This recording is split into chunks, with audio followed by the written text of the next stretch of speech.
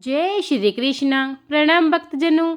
आज हम श्रीमद् भागवत पुराण के चतुर्थ स्कंद के अध्याय 11 की कथा का रसपान करेंगे। खल मास में नित्य श्रीमद् भागवत पुराण की कथा का रसपान करने से सभी मनोवांछित फलों की प्राप्ति होती है और व्यक्ति के सभी कष्टों का निवारण भी होता है। आज हम चतुर्थ स्कंद के अध्याय 11 में राजर्षि ध्रुव एवं प्रशु का चरित्र का रसपान करेंगे। आइए हम सब मिलकर कथा सुनते हैं। स्वयंभुव मनु की कन्याओं के वंश के विषय में बताते हुए मैत्रेयी जी ने विदुर जी से कहा, स्वयंभुव मनु के 2 पुत्र प्रियव्रत और उतानपाद तथा 3 कन्याएं आकृति, देवहूति और प्रसूति शतरूपा से उत्पन्न हुए। आकृति का रुचि प्रजापति से विवाह हुआ। उसके गर्भ से दक्षिण और दक्षिणा नाम के पुत्र पुत्री ने युगम रूप में जन्म लिया। मनु अपनी पुत्री का धर्म के निर्वाह के कारण पुत्र को अपने घर ले आए और दक्षिणा अपने माता पिता के ही घर रह गई। समय आने पर यज्ञ भगवान से दक्षिणा का विवाह हो गया। उनसे दक्षिणा के 12 पुत्र तोष, प्रतोष, संतोष, शांति, भद्र, इधम, इडस्पति, कवि, विभु, सुदेव, रोचन और स्वह हुए। ये ही स्वयंभुव मनवंतर में तुषित नामक देवता कहलाए। इसके बाद भगवान मनु ने अपनी तीसरी कन्या प्रसूति का विवाह दक्ष प्रजापति से कर दिया। त्रिलोक में इनकी वंशावली की ही व्याप्ति है। देवहूति का विवाह कदर्म जी से हुआ।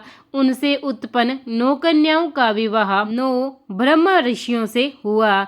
उनकी वंश परंपरा इस प्रकार है। देवहूति और कदर्म जी की पुत्री कला से मरीचि ऋषि से कश्यप और पूर्णिमा नामक 2 संतानें उत्पन्न हुई। पूर्णिमा के यहाँ वीरज और वीरवंग 2 पुत्र तथा 1 कन्या देवकुल्पा उत्पन्न हुई। यह देवकुल्पा ही श्री हरि के चरणों की धोवन के रूप में दूसरे जन्म में गंगा के रूप में प्रकट हुई। अत्रि की पत्नी अनुसुईया से दत्तात्रेय, चंद्रमा और दुर्वासा नाम के 3 पुत्र हुए। इन तीनों को विष्णु, ब्रह्मा और शंकर का अवतार माना गया है। स्वयंभुव मनु की दूसरी पुत्री प्रसूति से विवाह करके दक्ष प्रजापति ने 16 सुंदर कन्याएं उत्पन्न की।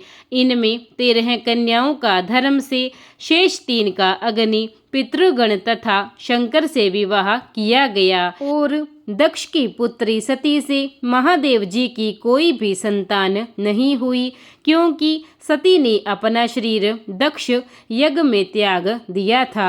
विदुर जी ने पूछा कि दक्ष कुमारी सती ने किस कारण अपना शरीर पिता के यज्ञ में त्यागा? क्या दक्ष और शंकर में विद्वेष था जिसके कारण सती ने आत्म बलि दी? विदुर जी के प्रश्न पर मैत्रेयी जी ने कहा, प्राचीन काल में प्रजापतियों के यज्ञ में अग्नि, वशिष्ठ आदि सभी देवता आया करते थे। एक बार दक्ष प्रजापति महर्षियों की ब्रह्म सभा में आए। सभी ने उठकर दक्ष का सम्मान किया। सबसे पूजित होकर दक्ष ब्रह्मा जी के पास आकर बैठ गए।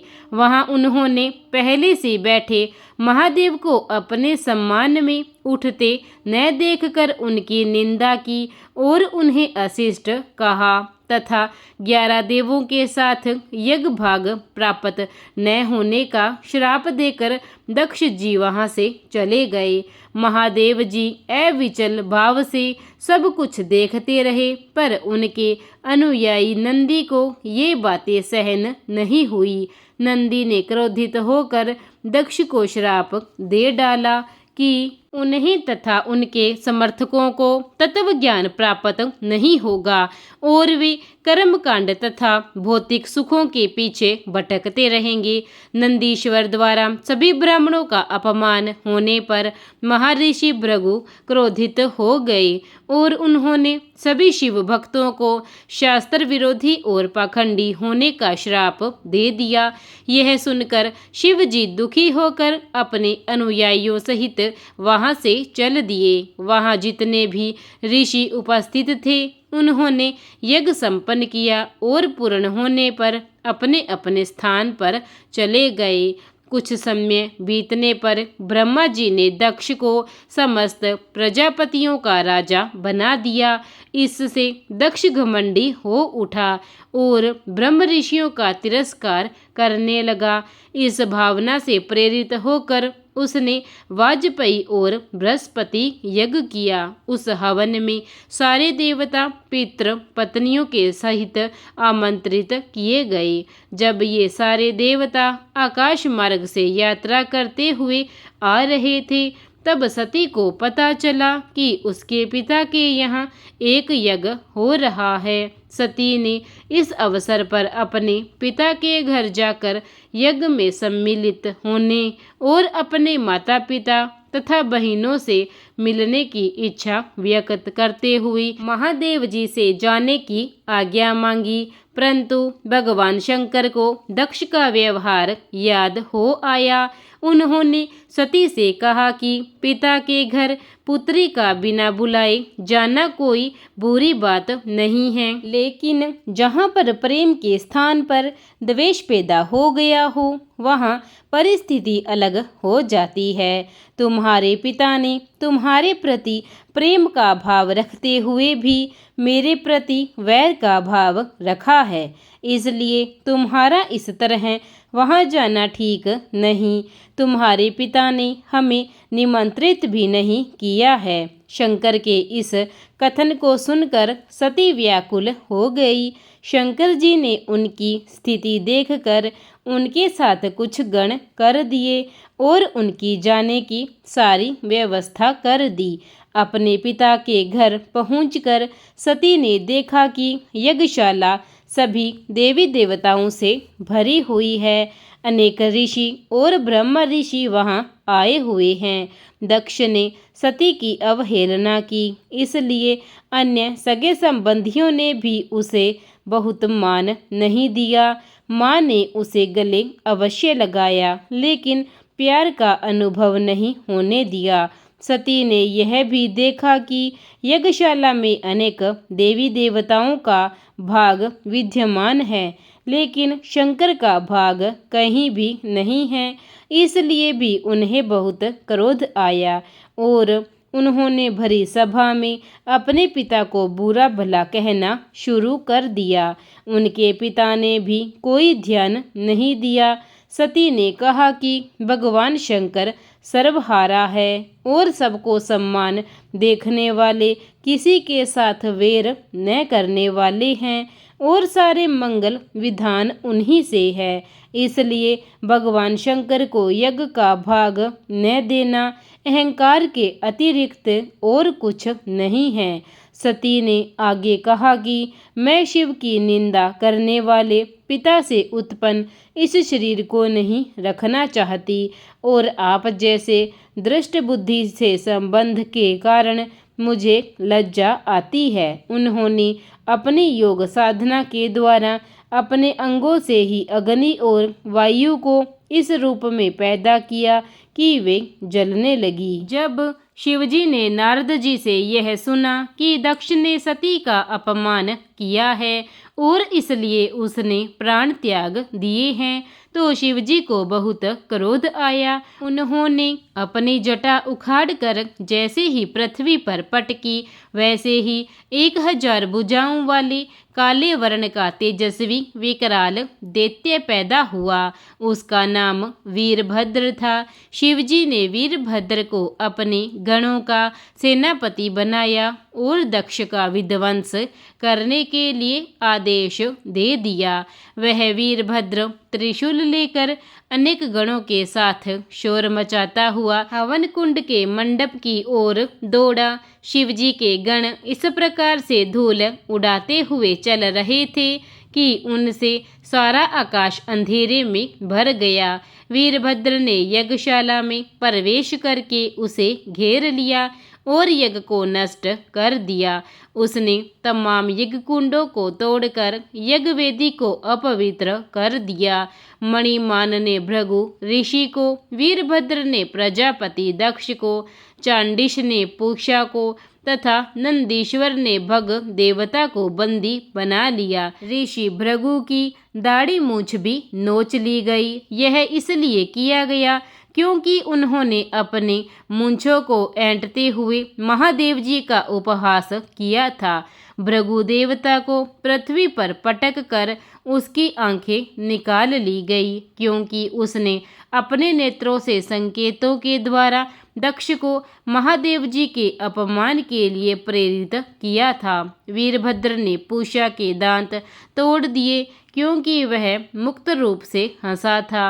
यज्ञशाला में आग लगाकर अंत में वीरभद्र ने दक्ष का सिर काटकर यज्ञ कुंड में डाल दिया और सभी देवताओं और ब्राह्मणों को पीड़ा देकर शिवजी के गण अपने स्थान पर लौट आए।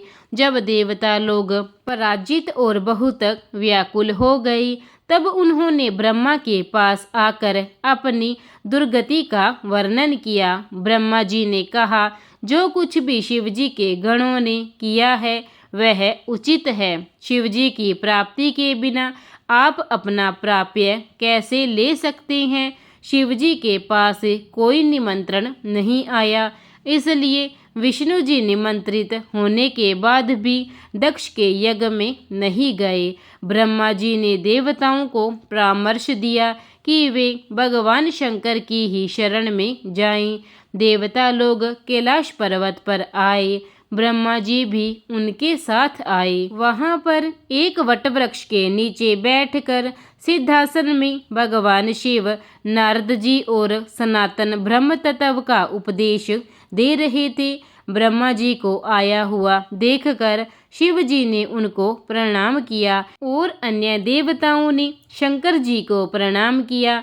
ब्रह्मा जी ने शंकर को देवताओं की व्याकुलता के विषय में बताया तथा उनके आने का कारण भी निवेदित किया।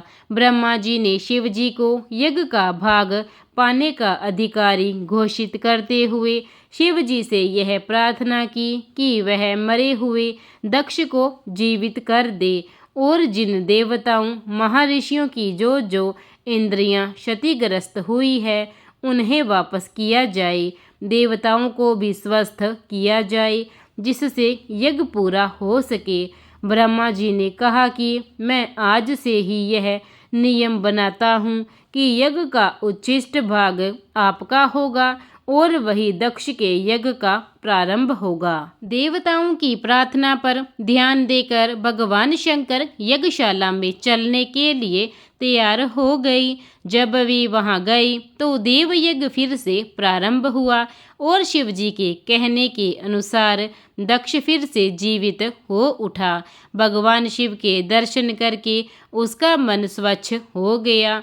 दक्ष ने अपराध के लिए पश्चाताप किया और सच्चे हृदय से भगवान शंकर से क्षमा याचना करने लगे।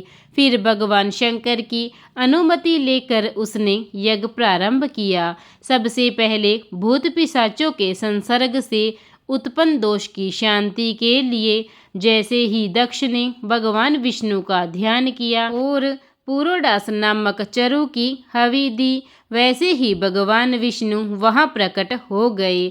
यज्ञ क्योंकि वीरभद्र के द्वारा दूषित हो गया था इसलिए उसे फिर से पवित्र रूप में प्रारंभ किया गया। सभी देवी देवताओं ने अपना अपना यज्ञ भाग लिया और भगवान विष्णु ने भी अपना भाग प्राप्त किया तथा सब लोग संतुष्ट हुए। शंकर के साथ ही अन्य देवताओं को भी उनका भाग दिया गया। सभी देवता लोग दक्ष को आशीर्वाद देकर अपने अपने लोक चले गए। दक्ष की बेटी सती ने यज्ञ में अपना शरीर छोड़ने के बाद हिमालय की पत्नी मेना के घर जन्म लिया और इस जन्म में भी भगवान शंकर का ही वर्ण किया। इसी प्रकार स्वयंभुव मनु की तीनों पुत्रियों का चरित्र यहीं पर संपन्न होता है और श्रीमद्भागवत पुराण के चतुर्थ स्कंद के अध्याय 11 का यहीं समापन होता है। कल के अध्याय में हम मनु और शत्रुपा से उत्पन्न उतानपाद के वंश का वर्णन सुनेंगे। तब तक के लिए प्रेम से बोलिए जय श्री कृष्ण। विष्णु महाराज की जय। हर हर महादेव।